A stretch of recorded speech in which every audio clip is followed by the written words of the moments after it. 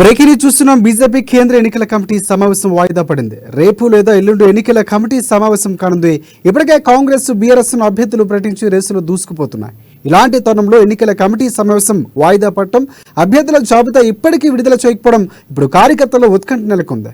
దీనిపై మరిన్ని అప్డేట్స్ అందించేందుకు మా బ్యూరో చీఫ్ కృష్ణమూర్తి మనకు అందుబాటులో ఉన్నారు. ఎస్ చెప్పండి Krishnamurthy. Thank you Rajasekhar. BJP టికెట్ల విషయంలో కొంత గందరగోళం అనుకున్నది.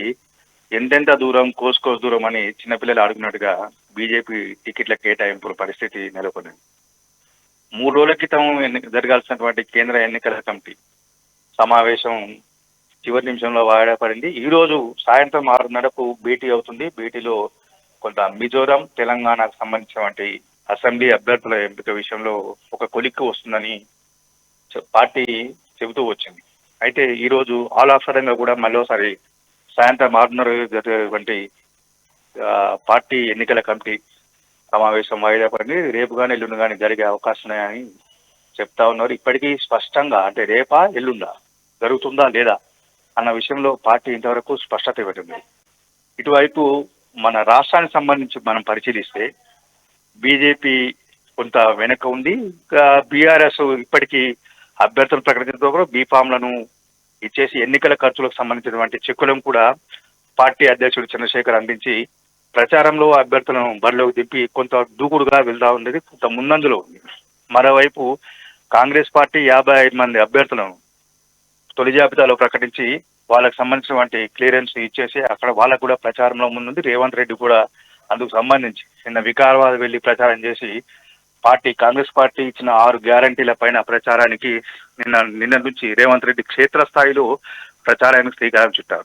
ఇటువైపు అంటే బీఆర్ఎస్, కాంగ్రెస్ పార్టీలు రెండు కొంత ప్రచారంలో ముందున్న నేపథ్యంలో అధికారంలోకి వస్తాము, పక్కా అధికారం మాది అని చెప్తున్నటువంటి బీజేపీ మాత్రం ఇంతవరకు ఒక్క అభ్యర్థులను ప్రకటించకపోవడం, ప్రకటించిన అభ్యర్థులు ఎప్పుడు వాళ్ళు ప్రచారం మొదలు పెట్టుకోవాలి, ఎలా మొదలు పెట్టాలి అనే విషయంలో కూడా స్పష్టత లేదు.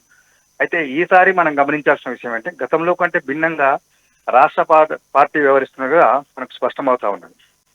గతంలో అంటే 2014 కానీ 2018 ఎన్నికల్లో మనం పరిశీలిస్తే రాష్ట్ర స్థాయిలో ఒక ఎన్నికల కమిటీని ఏర్పాటు చేసి ఆ కమిటీలో ముందుగా పార్టీ అభ్యర్థులను ఇక్కడ ఖరారు చేసిన తర్వాత ఆ జాబితాను అంటే ఒక నియోజకవర్గంలో 2, 3 2-3 అభ్యర్థులను ఖరారు చేసి ఆ జాబితాను కేంద్ర పార్టీ ఎన్నికల కమిటీకి పంపించేవారు.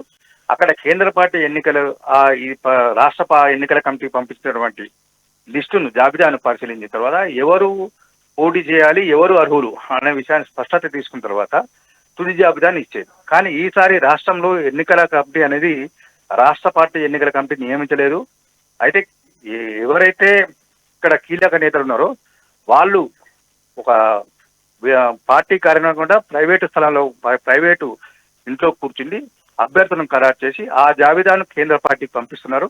ఆ కేంద్ర పార్టీ ఆ జాబితాను పరిశీలించిన తర్వాత ఎవరికి ఇవ్వాలన్న విషయాన్ని తుది నిర్ణయం తీసుకొని ప్రకటించే అవకాశం. ఈ నేపథ్యంలో ఆశావాహులు నియోజకవర్గాల వల్ల పోటీ చేసేందుకు ఆసక్తి చూపుతున్నటువంటి ఆశావాహులు చాలా మంది అసలు జాబితాలో ఎవరి పేరు ఉంటుంది, ఎవరి పేరు ఉండదు, ఉంటే ఎలా ఉంటుంది పరిస్థితి, లేకపోతే ఏంటి అనే విషయంలో కొంత ఆతృత నెలకొన్నప్పుడు పార్టీ శ్రేణులు కూడా